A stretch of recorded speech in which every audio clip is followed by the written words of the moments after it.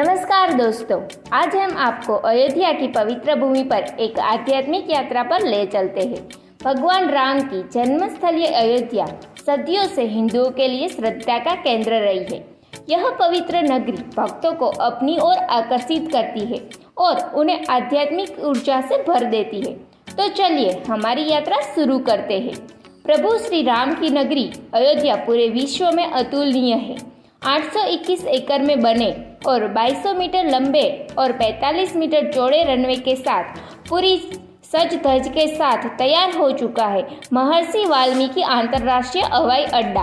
अयोध्या धाम airport की terminal building का आगे का हिस्सा अयोध्या में तैयार किए गए श्री राम मंदिर की वास्तुकला को दर्शाता है और टर्मिनल बिल्डिंग के अंदरूनी हिस्सों को भगवान श्री राम के जीवन को दर्शाने वाली स्थानीय कला पेंटिंग से सजाया गया है। वही अयोध्या धाम जनसंघ रेलवे स्टेशन श्री राम मंदिर की झलक के साथ श्रद्धालुओं को एक सुखद अनुभव देने के लिए तैयार है। अयोध्या नगर के अंदर लगभग 13 किलोमीटर के 4 लेन वाले रामपथ के साथ भक्ति पथ, श्री राम जन्मभूमि पथ और धर्मपथ अत्याधुनिक ट्रैफिक मैनेजमेंट प्रणाली और 4 स्थानों पर मल्टी लेवल पार्किंग के साथ तैयार है। सुबह की शुरुआत सुबह 5 बजे उठकर स्नान करके हम सब पहले सरयू नदी के दर्शन के लिए निकलते हैं। सूर्योदय के समय नदी का किनारा दिव्य नज़ारों से पेश करता है। पवित्र स्नान के बाद हम नदी के घाट पर बैठकर ध्यान लगाते हैं, शांति का अनुभव करते हैं। राम की पैड़ी सरयू नदी के किनारे स्थित राम की पैड़ी 108 सीढ़ियों का एक घाट है। ऐसा माना जाता है कि भगवान राम अक्सर इस घाट से नदी में स्नान करने के लिए आया करते थे।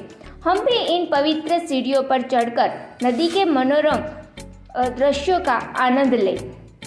हनुमानगढ़ी राम की पैड़ी से थोड़ी ही दूर स्थित हनुमानगढ़ी भगवान हनुमान को समर्पित एक भव्य मंदिर है।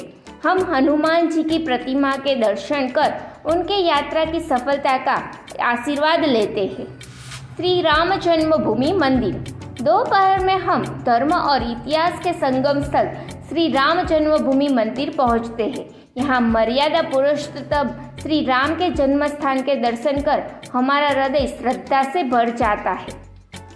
कनक भवन दूसरे दिन की सुबह हम कनक भवन मंदिर से दर्शन के लिए निकलते हैं। यह मंदिर भगवान राम के जीवन की झांकियाँ प्रस्तुत करता है और हमें उनकी पवित्र लीलाओं में डूबने का अवसर देता है। गुप्तार घाट इसके बाद हम गुप्तार घाट पर जाते हैं। ऐसा माना जाता है कि भगवान राम वनवास के लिए प्रस्थान करने से पहले यहीं से सरयू नदी पार करके गए थे। यहाँ नदी में नाव की सवारी कर हम प्रभु राम की विदाई के पवित्र क्षण का अनुभव करते हैं।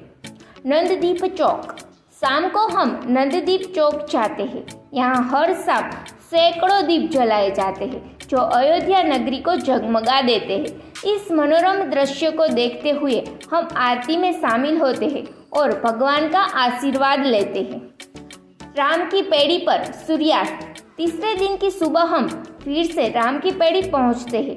इस बार हम यहाँ सूर्यास्त के समय पहुंचते हैं। नदी में डूबते सूरज का नज़ारा अस्मरणीय होता है। हम प्रकृति के इस सौंदर्य का आनंद लेते हुए ध्यान लगाते हैं और मन की शांति का अनुभव करते हैं। सीता कुंड शाम को हम सीता कुंड जाते हैं। ऐसा माना जाता है कि माता सीता ने वनवास के दौरान इस कुंड में स्नान किया था। कुंड के पवित्र जल का स्पर्श कर हम अपने आप को धन्य महसूस करते हैं। अयोध्या सिर्फ धार्मिक स्थल ही नहीं है बल्कि एक जीवंत सांस्कृतिक केंद्र भी है। यह शहर अपने पारंपरिक संगीत, नृत्य और हस्तशिल्प के लिए प्रसिद्ध है। हर साल अयोध्या रामायण के भव्य नाटक पूर्ण विचार रामलीला का आयोजन करती है। अगर आप उत्तर प्रदेश की यात्रा करते हैं तो अयोध्या जरूर जाइए।